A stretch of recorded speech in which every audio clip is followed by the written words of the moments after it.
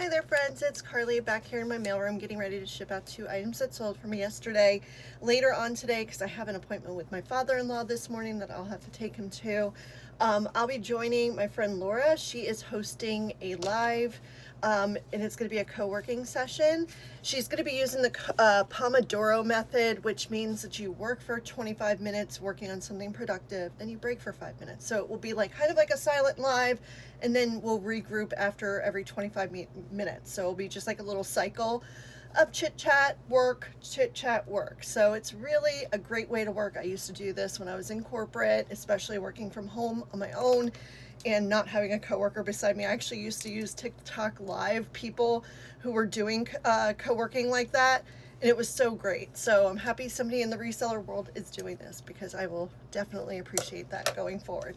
So 2 sales going out. So the first one, I want to thank Miss Risner, who I will tag in this as well. She is a reseller, but she is also a professional seamstress, and she has some great content, you guys. But she's also gave me a little hint about these. So these are patterns. They're dress and clothing patterns, like the ones that you see every estate sale that I have been looking over for years without even paying attention to them.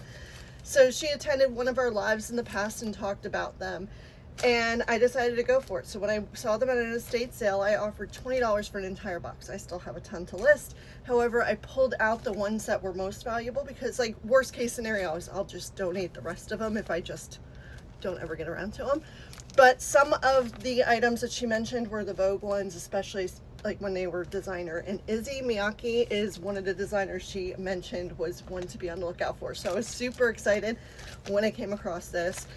It is for plus size, so I think they're just a little bit longer tailed to sell, but they do really well. So this is going to Canada, and it sold for $68. So I have $20 total in it. I already got into my profit zone just with this one, and I have a whole bunch others listed and a whole bunch more I have to list.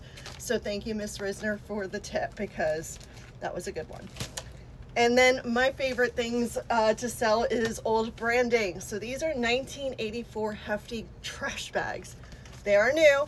Even the box, I would think, like if it's, as long as it's not in terrible condition, would sell, because people use it as display props, things for theater, movies, TV. You can even sell on to prop masters. But this one is going to Missouri, so I don't think it's heading to a prop master, but who knows, it could be.